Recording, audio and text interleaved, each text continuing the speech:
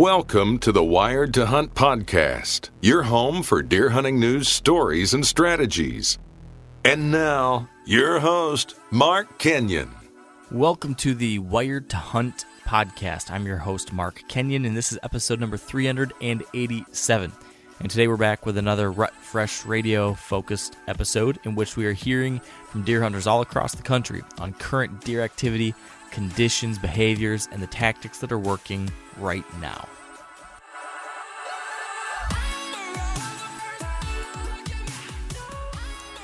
All right, welcome to the Wired to Hunt podcast, brought to you by Onyx.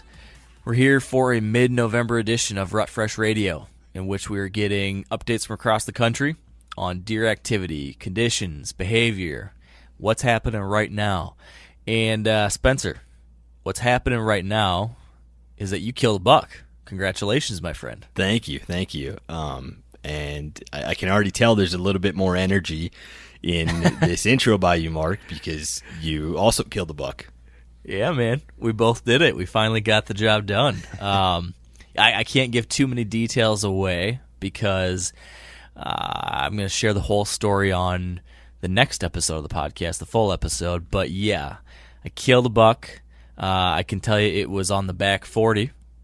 We had a great rut hunt out there. So excited to share that story. And while we're talking back 40, I'll just plug it right now. The first episode of season 2 of the back 40 just dropped over the weekend. So go over to the Meat Eater YouTube channel, check it out. We're getting good feedback on so far. I'm really happy how things have turned out. And this is going to give you, this episode, if you watch it, will give you some great background as to what led to some of the success that I just recently had. So make sure you check that out before listening to our next episode of the podcast, because it'll give you some nice context. So, I want more details on it though. Like, are episodes every Sunday? Is that correct? And like, when do the episodes with hunting start? That's a great point. Thank you, Spencer. You're always on top of it. Yes, the new episodes will be coming out every Sunday from now on through the next 2 months or so, month and a half or so, I guess. So, yeah, this coming Sunday will be another episode, and we're going to have several episodes of prep. So we've got an episode that's all about some of the new habitat work we did this summer. There's another episode about all the hunting preparations we did and some of the strategy behind why we're hunting, where we're hunting, how we're hunting. And then you're going to see an episode with my dad. My dad and I had a really cool hunt out there. And as we talked about on a previous episode of the show, he killed his first deer with archery equipment, his biggest buck ever. Then you're going to see our rut hunt after that. And then one more or two more possibly later in the year. So lots to look forward to, and so far it's shaping up to be a really cool season. I dig it, Mark. I already loved episode 1, and I'm looking forward to the rest to come. So thanks, man. Like, what details can you share so far about the deer that you killed on the back 40? Well, how about I'll just tell you about the deer activity on the back 40, which over the last week while we were out there hunting, we were dealing with that warm spell that I'm sure a lot of people across the country were dealing with. And so as we discussed the last episode of this show, we talked about how it's probably going to slow deer movement, but the rut is still happening, right? They still have to breed. The show will go on. It's just maybe not going to be quite as action-packed during the middle of the day. And that's definitely what we experienced. We saw good activity the first couple hours in the morning while it's still relatively cool, but then it died down dramatically. Once you got to, I don't know what time it'd be. It'd be like 8:30, 9:30, somewhere around there. It slowed down quite a bit. And then really we saw very little evening activity till the last 45 minutes to half hour. A couple nights it was the last 10 minutes until we saw deer. But during those little moments, you'd see flurries of chasing and rutting activity and all that kind of stuff. And eventually I did have a morning where there was a whole bunch of good stuff going on. So that was last week. Now, today a cold front hit. So, I'll tell you that over the past week, the deer activity in Michigan with that cold front, or with that warm front, sorry, was probably like a 6, right? It wasn't that great except for those flurries in the morning and evening. But now with the cold front, I think things have really snapped. And maybe I'm jumping the gun here, Spencer, but I'm going to give you a prediction for the next 7 days. I think we're going to see really good activity, 8, 9, that kind of level, because you're getting, the great rut activity mixed with the great cold front. It's going to unleash things, at least until gun season or other things like that, hunting pressure, change stuff, which in Michigan, that's something that's happening this weekend. Yeah, I think too often we think of the rut as like this light bulb thing that you turn on and off, and that's not the case.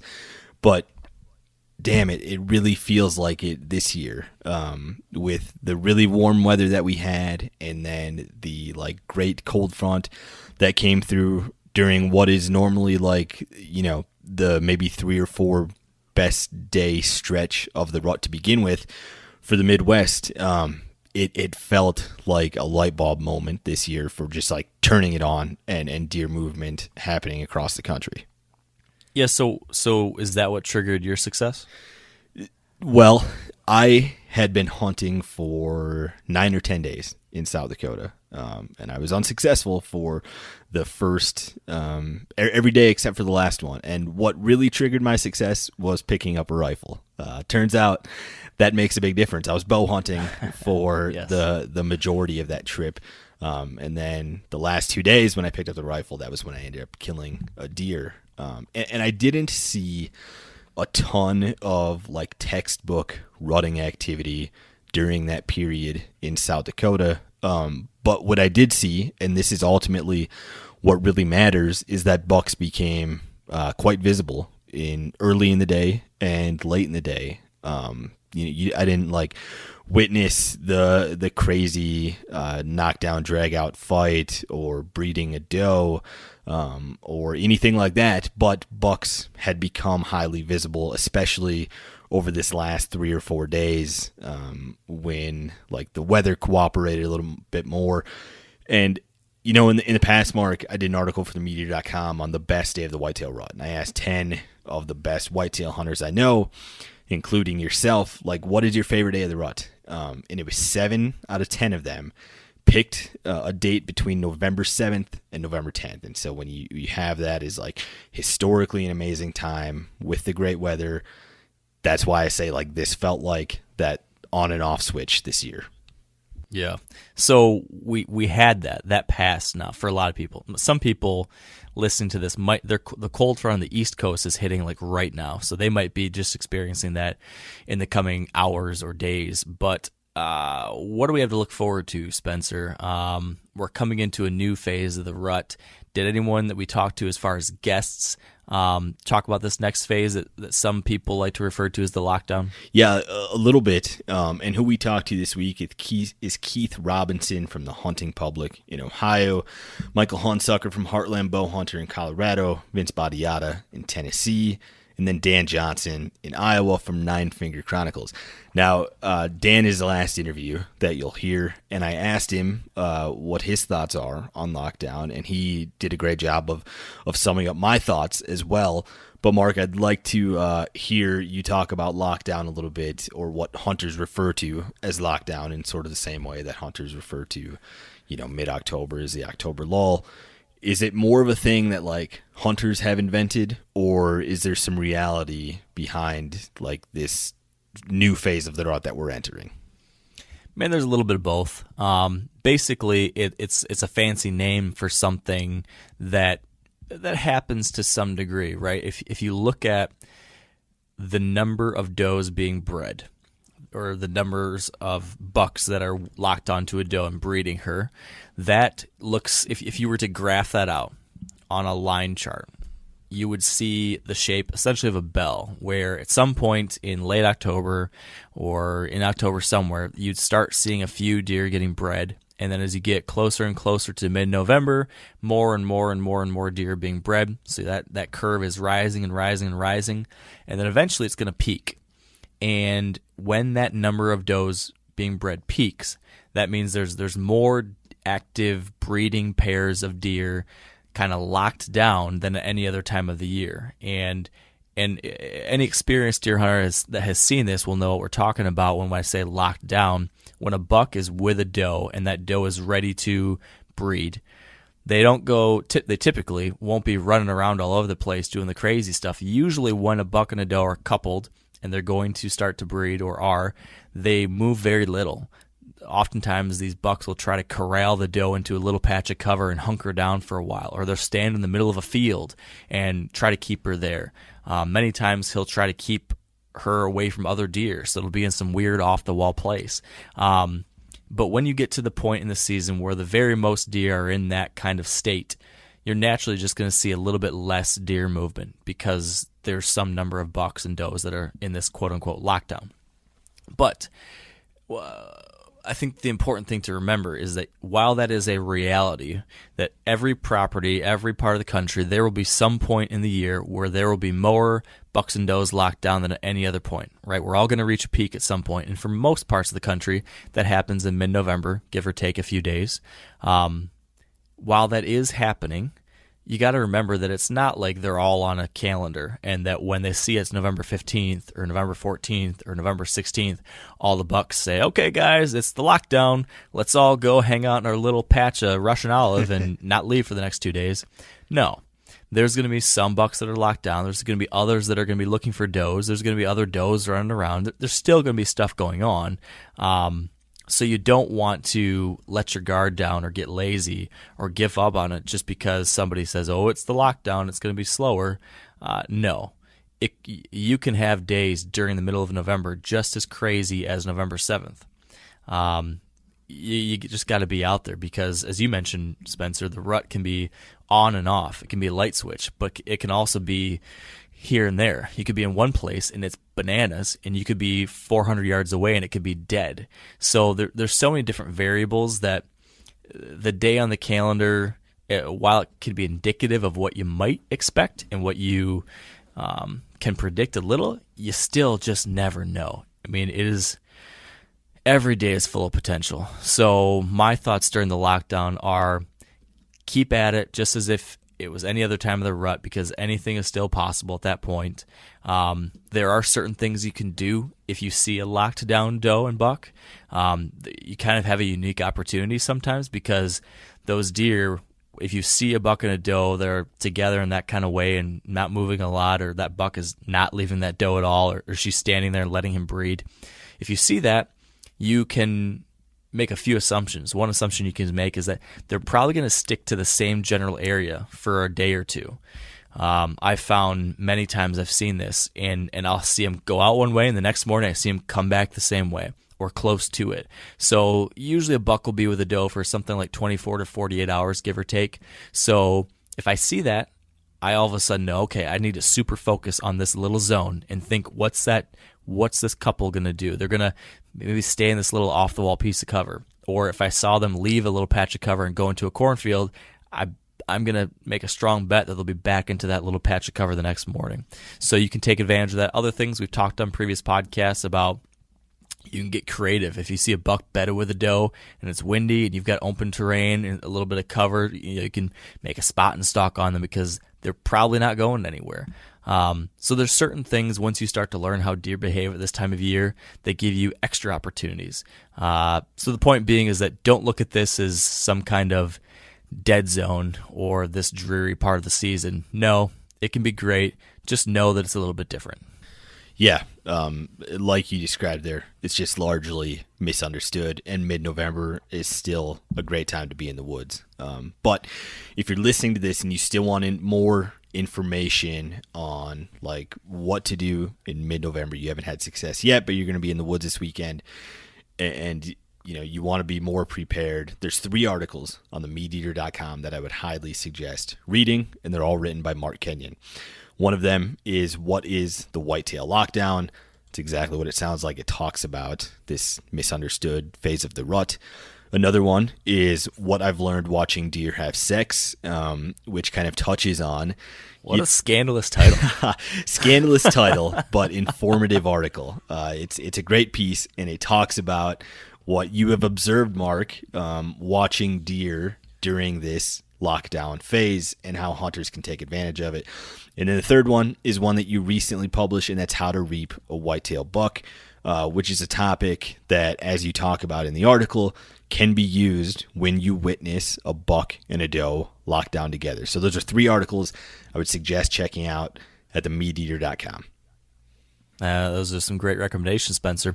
And I'll tell you, I forgot to mention it on the podcast whenever it was that I talked about my recent hunts chasing Tran.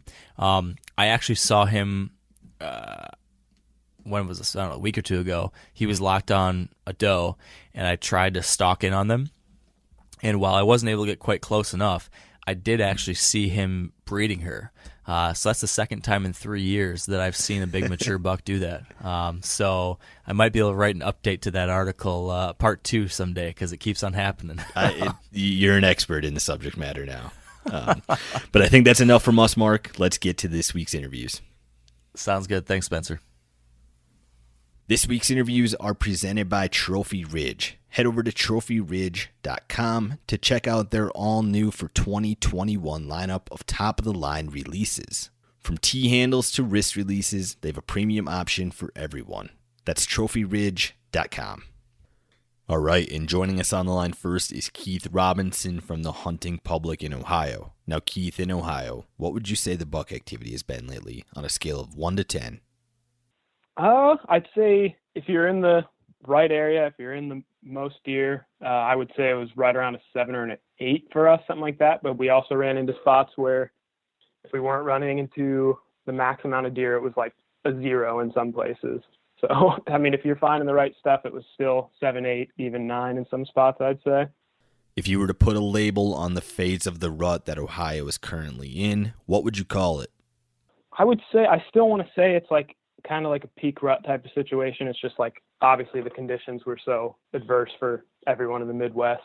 But I think the movement was affected for the does and for the cruising bucks in terms of the time of day and everything. But I would say that the does are still going into their same cycles of heat on the same time frame. So I would say it's still a peak rut type of rut time span, however you want to say it. But I would say with some weather change, it's probably going to spike up a little bit more within these next 7 days going into the later November time frame.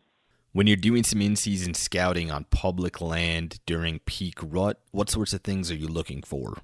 Stuff we were running into a lot more scrapes than rubs, actually. And we actually struggled to find sign. We were in a pretty unique area. It was a pretty low deer density area, which Ohio, I think, is pretty well known for having a pretty good deer herd.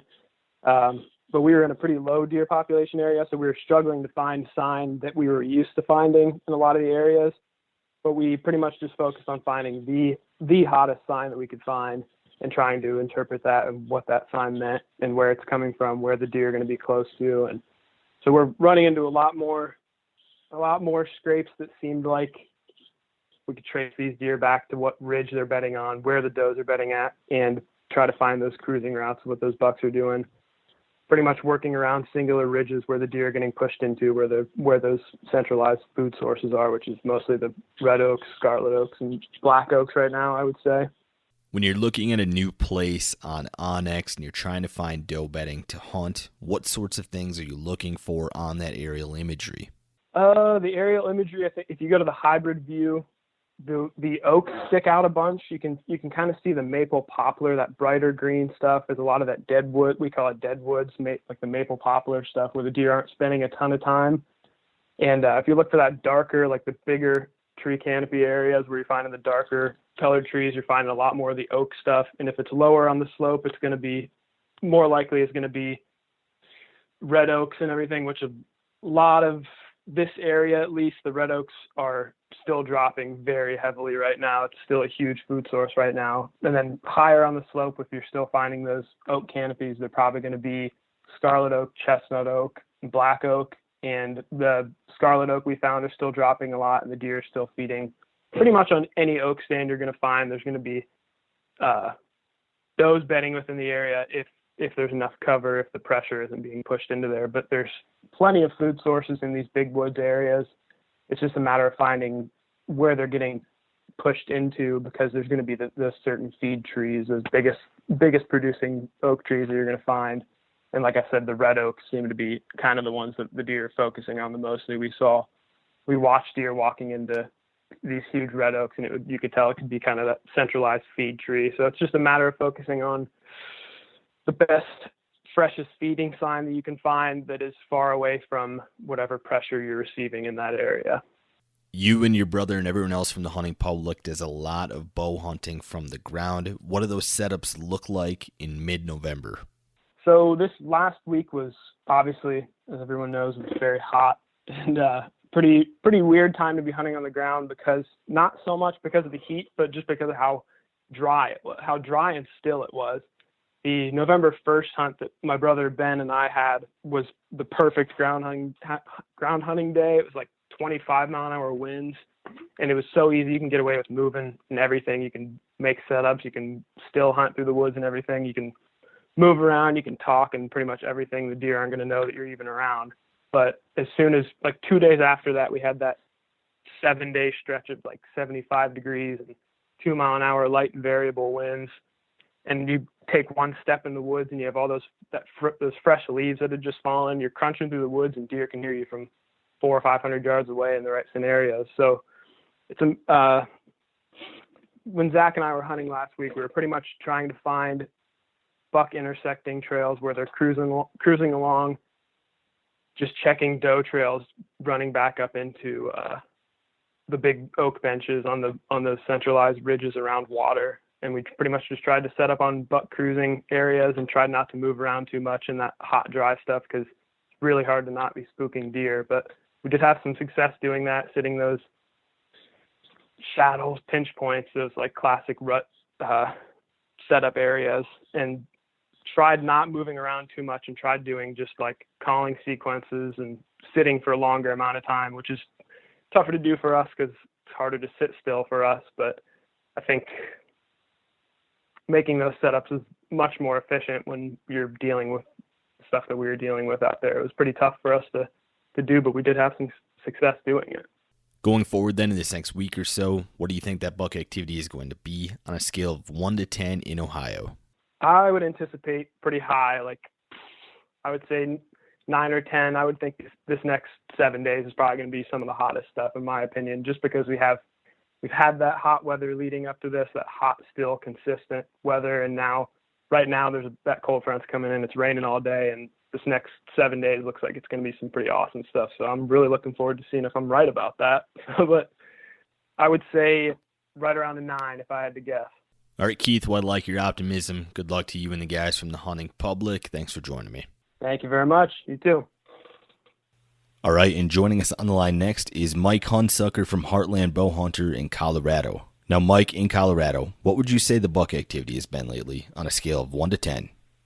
Oh, man, I'd probably have to say it's been probably 6 or 7. Yeah, I mean, the rut's cranking up and the deer are definitely seeking, but it's been kind of knocked back by some warmer weather lately, and so fortunately it cools off in the evenings of the morning, overnight. So the mornings have been a little more productive, but the evenings have been kind of basically last 30 minutes to an hour movement.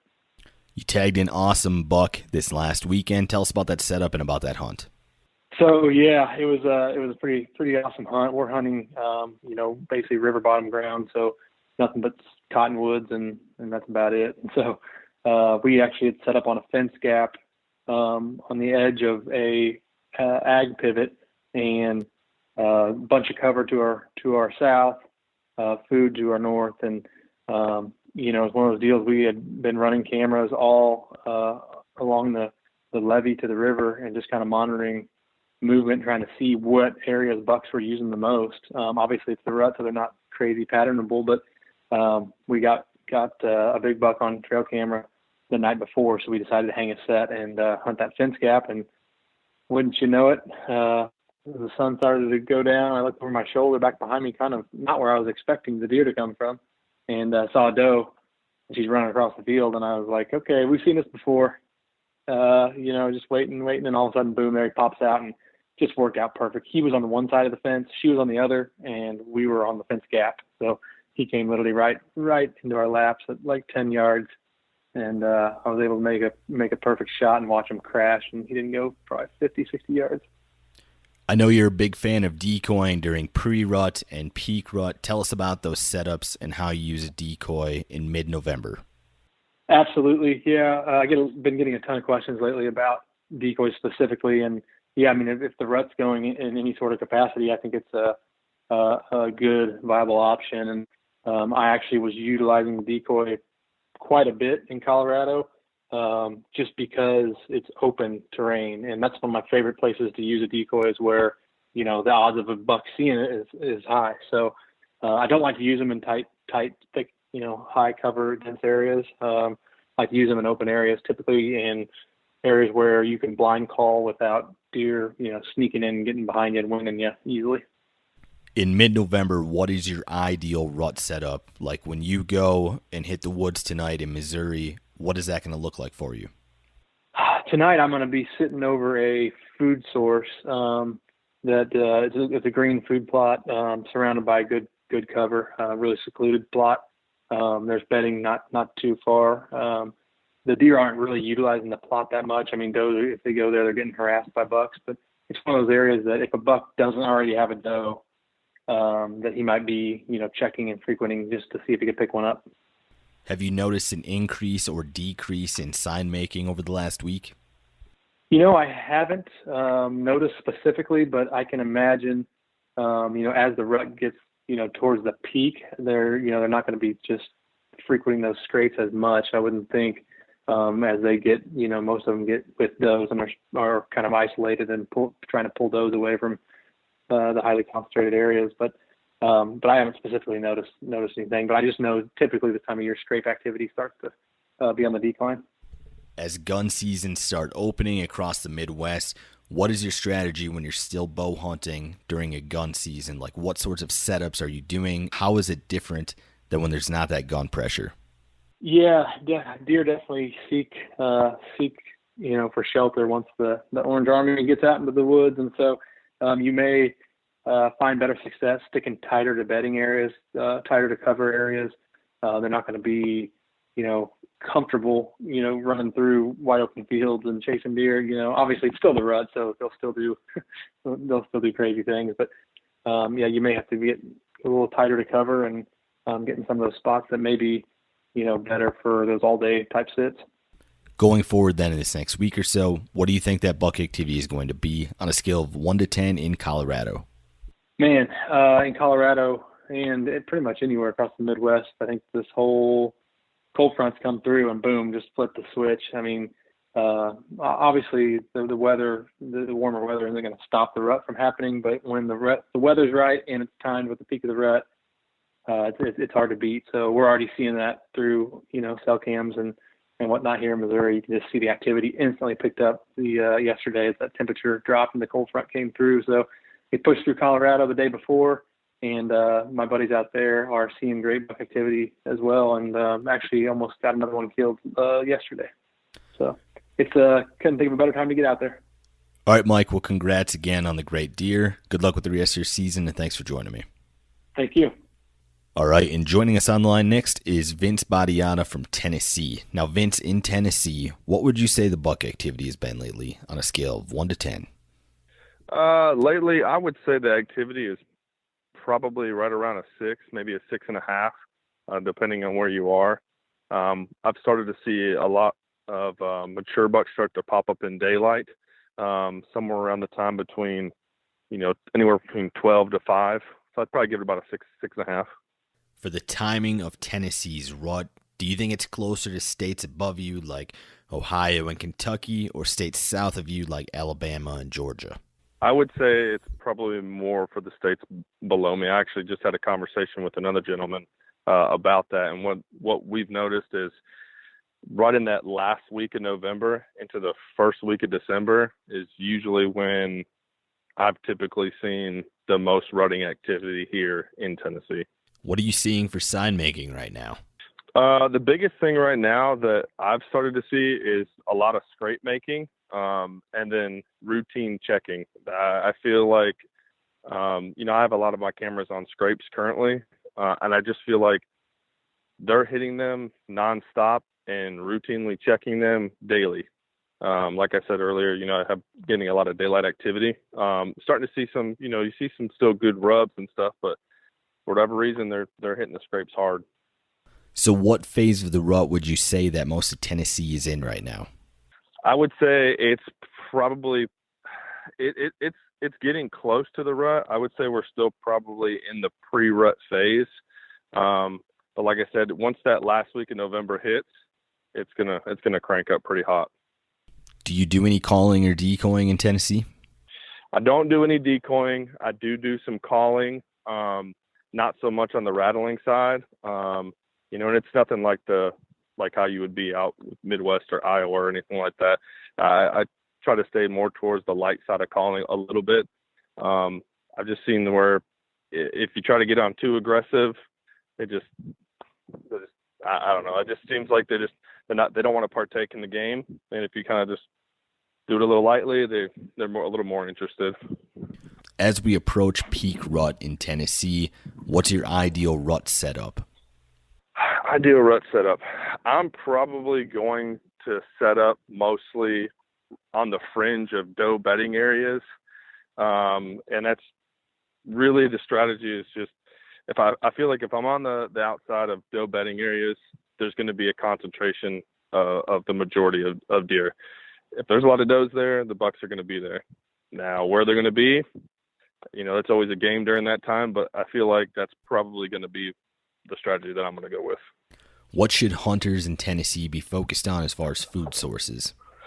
Food sources, I would probably say if you have something that has a lot of acorns, go hit with the acorns. If you have any left standing corn, anything like that. And then as soon as we start approaching into, later in the year into December, the green stuff. Going forward then in this next week or so, what do you think that buck activity is going to be on a scale of 1 to 10 in Tennessee? I'm going to go ahead and give it a 7.5 to 8. And that's only because we've had that little bit of a warm spell, and I think a lot of people have. But going into this next week, it's not going to drop a lot, but it is going to be a little bit of a cooler spell. And I just, for the time of year and the phase, I think that's probably going to kick it off. So, all right, Vince, good luck with the rest of your season, and thanks for joining me. All right, buddy. Thank you, Spencer. All right, and joining us on the line next is Dan Johnson from Nine Fingers Chronicles in Iowa. Now, Dan, in Iowa, what would you say the buck activity has been lately on a scale of 1 to 10?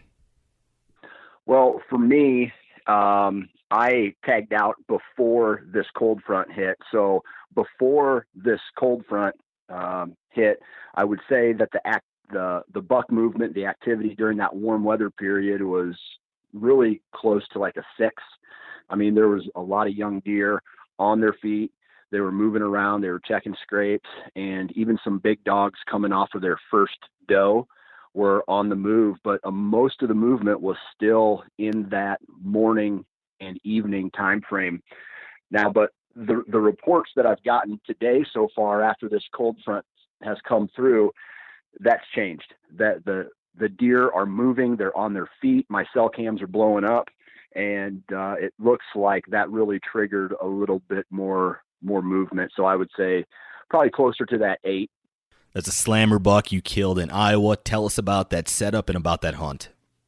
Yeah. So, my grandpa always used to say, even the sun shines on a dog's ass, meaning, it's okay. Everybody gets lucky once in a while. And I'll be honest with you, I got lucky. I parked my truck next to a pond, and next to this pond was a big block of really thick timber. And I was on the ground walking to where I was going to hang my tree stand that night. And I noticed some antlers coming up, and I shot him from the ground at 25 yards, walking to where I was going to go. But where I was going to go was this little transition area that's really thick and typically holds a lot of does before they kind of bed there, but they also stage there before they head out to the big ag fields. So it was just kind of downwind of a good staging or bedding area. You said your cell cams have been blowing up today. If you were to hit the woods today, November 11th, what would your ideal setup be? I'm going to where the does are, man. I'm going as tight to bedding with the best possible access as I can. Like I said, man, this cold front just came through Iowa, and it's one of those bluebird days out, and it's cold now. The deer are going to be moving. And so you find the doe groups, and that's where you find the bucks, and maybe even some of the really unorthodox spots where maybe a big buck maybe has pushed a doe that they're trying to breed, and or looking for some of these spots where some of these bucks have just came off one of their first, possibly second doe, and they're looking for that next one to breed. So I'm getting as close to bedding as possible. What have you seen for sign making in the last week or so? Yeah, man, that's a real good question, because the sign activity from this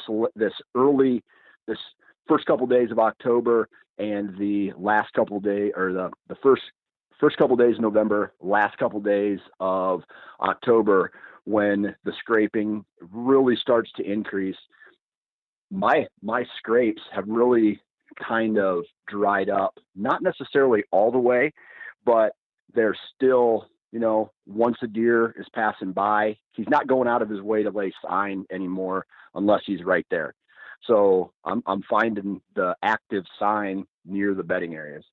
We're coming into a phase of the rut that a lot of hunters identify as lockdown. Do you put any stock into the lockdown phase? Is that something that you care about when you're getting into the woods in mid-November? Yeah, dude, it's the rut. I mean, this lockdown phase is almost trickery to a hunter's brain. It's like, well, it's lockdown, so I better stay out. It's ridiculous. Just like the October lull, the deer are there, they're doing something, and you need to get into your best stands. You need to have your access still needs to be great. You need to follow the wind direction, and you need to get into those pinch points, into those travel corridors, into those staging areas, into those bedding areas, and hunt, right? Lockdown is only good if you're hunting one specific buck, because there's a whole bunch of other bucks out there that aren't breeding, and they are looking for deer. So don't worry about any type of lockdown phase. As we approach peak rut, do you care about food sources at all in a state like Iowa? I mean, there's food all over, so it's never really a concern. I mean, it's never really a big point of interest unless I'm doing some October 1st type hunting. So the only time I really focus on food is early season and late season. Right now, again, just like broken record, man, get into the bedding areas, get into the travel corridors, those terrain features that hold deer, because deer are going to come through them at some point in the day. Find the does, find what they're doing, set up almost like you're hunting does, and you're gonna find the bucks, man. Going forward then in this next week or so, what do you think that buck activity is going to be on a scale of 1 to 10 in Iowa? So based off historical data from trail cameras and from my experience, it's going to slow down. But because, a majority of the does by the end of next week are going to start, they're going to be bred. But the big dogs, the mature bucks, in Iowa, the 4, 5, 6, 7-year-olds, they're going to be on their feet. And there's this time frame when there's still maybe a handful of does that are coming into heat, where the biggest mature bucks are going to be zombies, and they're going to be walking all over the place looking for that last doe before they stop rutting altogether. The activity level between 1 and 10 is probably going to go down to a 5, but you're going to have your best chance of connecting on a big mature cruiser. All right, Dan, great intel. Congrats again on the buck, and thanks for joining me. Absolutely, man. And that concludes this week's episode of Rut Fresh Radio. Thanks to Keith, Michael, Vince, and Dan for joining me, and thank you guys for listening. As you heard Dan say in our last call there, don't put too much stock into the lockdown phase. Mid-November is still an amazing time to be in the woods. So I hope you get a chance to get out and take advantage of it, and some rut magic comes your way. For more awesome content like this, make sure you're checking out themeateater.com, where you're going to see articles from people like me, Mark Kenyon, Tony Peterson, Dylan Tramp, Pat Durkin, and more. And make sure you're subscribed to the Whitetail Weekly newsletter, which comes out every single Monday and has exclusive content from the Whitetail crew at Meat Eater. I'll talk to you guys next week, and until then, stay wired to hunt.